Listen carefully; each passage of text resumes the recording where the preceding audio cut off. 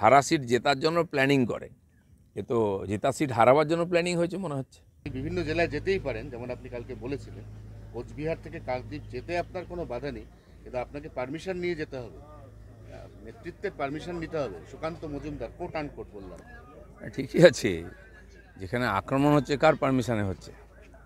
কর্মীরা যখন ফোন করে, যখন কান্নাকাটি করে, বাড়ি ছাড়া হয়, তার কাছে কি ফর্মালিটি থাকবে, পার্টি থাকবে, নাকি মানবতা থাকবে?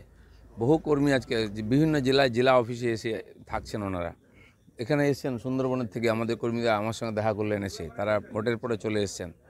তো পারমিশন নেওয়ার জন্য, প্রোগ্রাম করার জন্য পারমিশন নিতে হয়, কারোর সঙ্গে দেখা করার জন্য কোনো পারমিশন নেওয়ার দরকার হয় না। কিন্তু রাজ্য সভাপতি এখন যিনি আছেন তিনি মনে করছেন যে আপনি প্রাক্তন রাজ্য সভাপতি, তাকে ছাপিয়ে কর্মীদের বেশি কাছে পৌঁছতে চাইছেন। আমি চিরদিন কর্মীদের সঙ্গেই ছিলাম, এখনও আছি। পার্টির প্রোগ্রামে আমি 4 বছর ধরে যাই না, আমাকে ডাকাও হয় না, আমার কোনো মতামত নেওয়া হয় না, কিন্তু আমি পার্টির কর্মীদের সঙ্গে থেকেছি, সাধারণ মানুষের সঙ্গে থেকেছি, আর আমি সেটাই থাকবো যতদিন রাজনীতিতে থাকবো। আর রাজনীতি না করলে অন্যভাবে থাকবো, মানুষের কাছে যেতে কেউ কাউকে আটকাতে পারে না। ডাকাবুকো দিলীপ ঘোষ, তাকে 4 বছর তিনি নিজেই বলছেন তাকে কোনো ডাকা হয় না, এই না ডাকাটাই কি দলের সর্বনাশ করে দিল? সেটা তো এইসব পর্যালোচনা হওয়া উচিত, কর্মীরাই বলবেন কেন কি সমস্যা হয়েছে। তারপরেও আমি বিশেষ করে আমার লোকসভায় সময় দিয়েছি, মাঝখানে কিছুদিন রাষ্ট্রীয় রাজনীতিতে ছিলাম বলে অন্য রাজ্যে সময় দিয়েছি। গত এক বছর সোয়া বছর ধরে পুরোপুরি মেদিনীপুরে আমি সময় দিয়েছিলাম, টাকা পয়সা খরচা করে সময় দিয়ে থেকে। তো সেখানে আমাকে লড়তে দেওয়া হয়নি, তো তার ফলে দেখা গেছে রেজাল্ট দুই দিকে কী হয়েছে।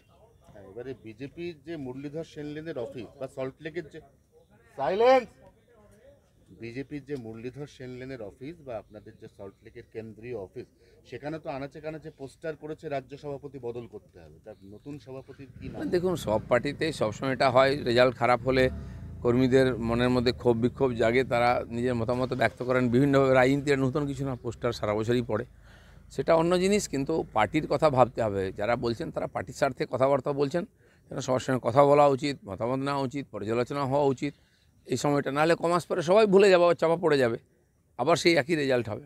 হ্যাঁ, কিন্তু ছাত্র যখন খারাপ রেজাল্ট করে তখন মা বাবা বেস্ট সেরা মাস্টারমশাই খোঁজেন, তো খুঁজবে না সেটা বিজেপি কেন্দ্রীয় নেতৃত্ব?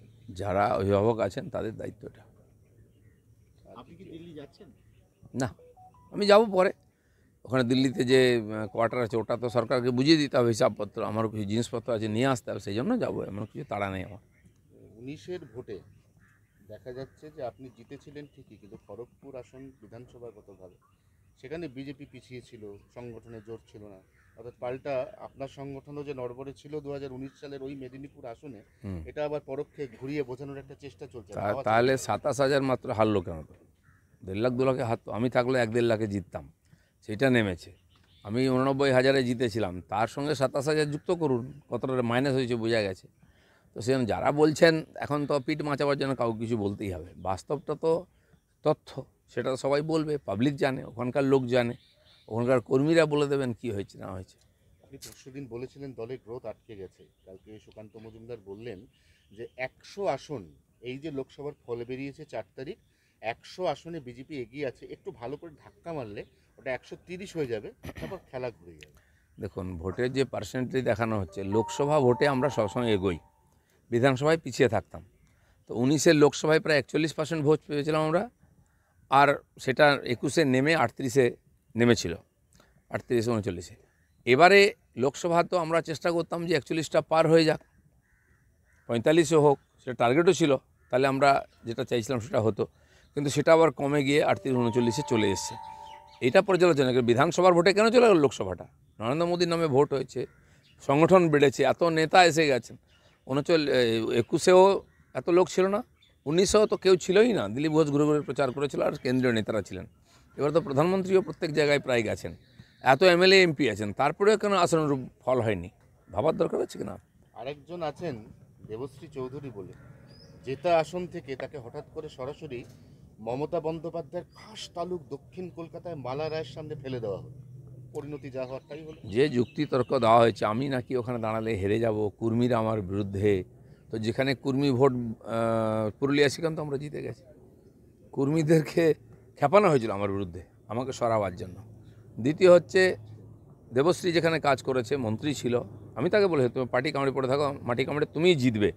সে আসন আমরা জিতেছি, আর যে জিতেছে সে তার কাউন্সিলর ছিল।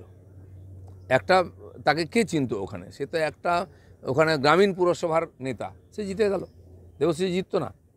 এর পিছনে কি আছে, কেন করা হচ্ছে, এটা তো ভাবতে হবে।